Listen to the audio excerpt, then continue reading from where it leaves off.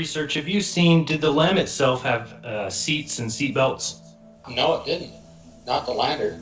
Yeah, and I mean, that's the craziest thing to me I've never heard discussed further is the fact that in the audio transcripts, you can see that within 10 seconds of taking off that they say pitch over, which means that the vehicle itself would have to pitch over onto its side, which means that the two astronauts inside of it would be laying on top of each other, getting squished because they still have to deal with the gravity of the moon. Within 10 seconds, you're not going to be floating around and allowed to pitch over the vehicle.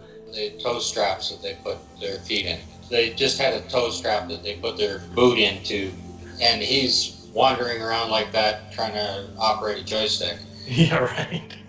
I've read everything on the lander and the operation manuals and stuff like that. If you have a full computer failure, you can't land that thing manually. You do not have control of the gimbal exhaust. All you have is throttle control to accelerate it and your little side thrusters on there.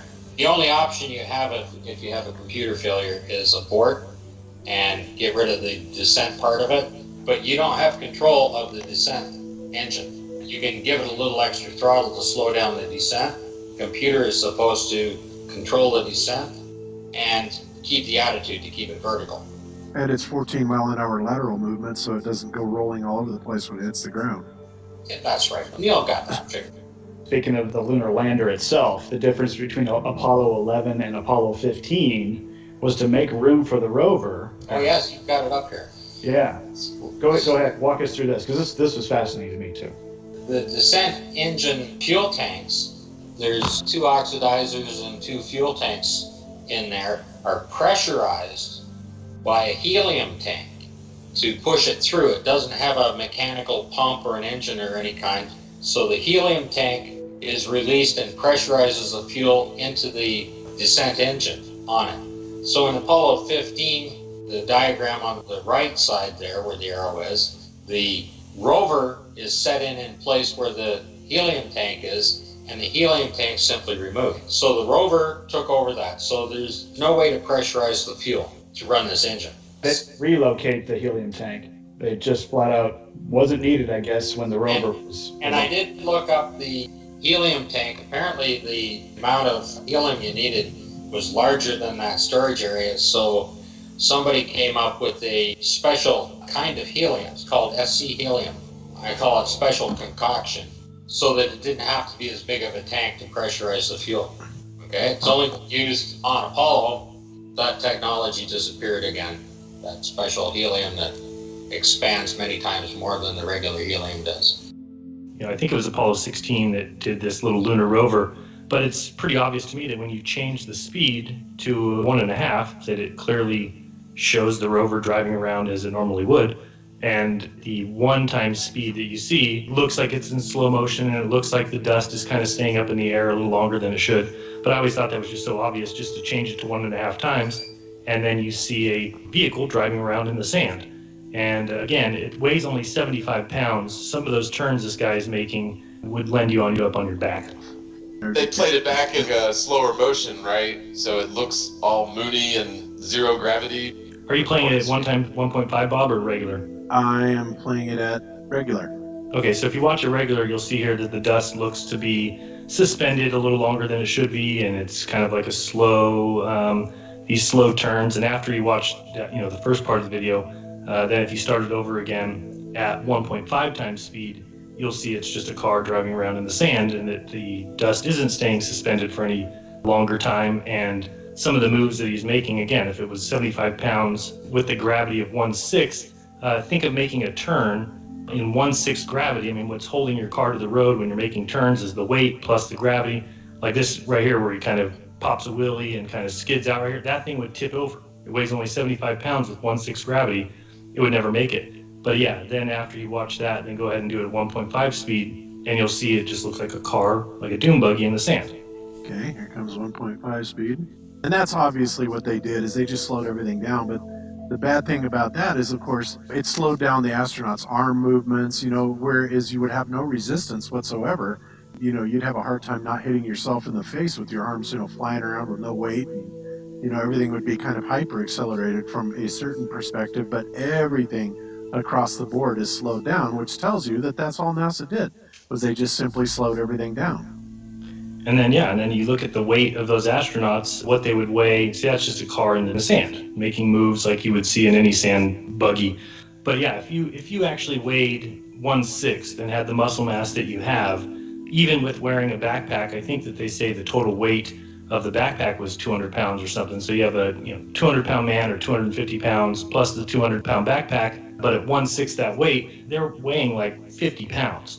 So, I mean, they should be able to jump over the lunar rover. They should be able to jump 10 feet in the sky. There's no reason why they wouldn't. Like you said, Bob, they wouldn't have slow movement as if everything was in slow motion. It should be very quick. You have no resistance. You reach out to grab something, your arm would move faster. When you walk, it wouldn't be like you're floating slowly. That only happens when you're slow motion. And again, you can chalk that up to being 1969 and them not realizing or thinking it all the way through, I guess. Yeah, that's the thing, because they could never think of everything all the way through, right? Because it's a deception, so they can do their best. They had a good budget and maybe a decade from the time that JFK made the announcement, but it seems like they were gearing people up for the whole space age, at least subliminally, for decades prior to any of that. But yeah, it's one of those things where you can't anticipate everything that people are going to do, especially not with this resurgence of looking at everything that NASA's ever done with more scrutiny than ever, that we're just finding more and more stuff all the time where NASA's clearly faking it. But again, it is because, they do a pretty good job with the deception, sometimes not so good either. But yeah, they can't think of everything that far ahead, so eventually they're going to get caught, just like any other liar. But instead of owning up to it, any government agency, military agency, or corporation, they're not going to own up to it. They're not going to apologize. They're going to keep lying. Just like, I don't know if you guys heard about this, but the other day I saw an article about this power plant in New Orleans called Entergy.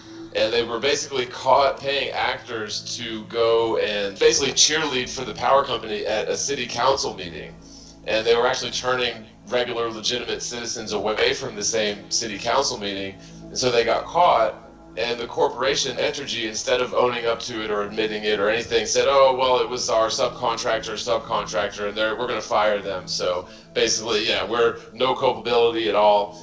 And that's just what you see with these corporations and military entities and, entities like NASA, where even when you catch them lying, they just keep on lying and, patch it over. It's just ridiculous that people still believe them at all. But they've got the multimedia machine on their side, I suppose.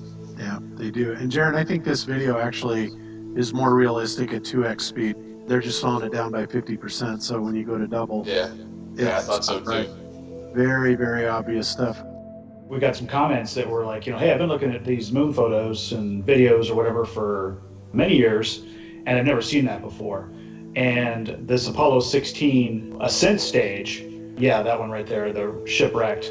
I just thought this one was really fascinating in looking at what happened when they started about a minute 13 in, and start watching these panels. And I do it a couple of times where I slow it down and kind of magnify it. And you can see that when these explosive bolts, were triggered to launch this thing, and then it's supposed to, fly off into space, that the explosion blew these panels off, or partially blew them off. And you can see the side of the spacecraft there just kind of rippling, what looks like, to me, it looked like fabric, just kind of rippling in the wind, and what that would mean. And then you go back and look at the transcript and listen to the audio, and neither NASA nor the astronauts mention any anomalies.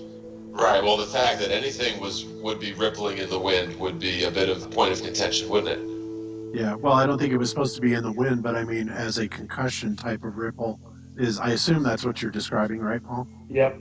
And then to kind of carry that further, then when you compare the Apollo 16 photo with Apollo 17, and you go a little bit further on the video, you can see that these four panels that were affected by this explosion, it looks like the Apollo 17, that those four panels, it's just those four panels have been erased. In the video here you're seeing shows what's behind those panels. It wasn't just a bunch of empty space. I mean, looks like some pretty critical stuff there that was subject to this, this explosion that's blowing this off. You want to stop it right there.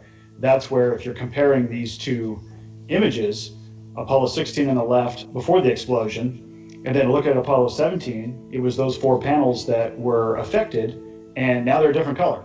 Yeah. This is how they fixed it before the next mission shoot. Pitch over's on time. Roger, we solved it though. Whatever. What a ride, what a ride. The LEM, we are told, was a very thin-skinned, lightweight machine. If it encountered any kind of explosion, especially one of this magnitude, it would have caused a rupture of the hull in the vacuum of space and resulted in a catastrophic failure. What is behind those panels, you may ask? Well, here's a photo of the lander taken prior to the mission here on Earth to show all the wiring, electrical components, and mission-critical mechanisms located directly behind the panels that were subject to this explosion. In this photo of the Apollo 16 LEM taken by one of the astronauts before liftoff, you can see the explosive pack behind the panels when magnified. This is further illustrated when you compare the Apollo 17 panels to that of the Apollo 16 version. It's clear the panels were either replaced or simply reused again after a fresh coat of paint had been applied to the ones that were nearly blown off.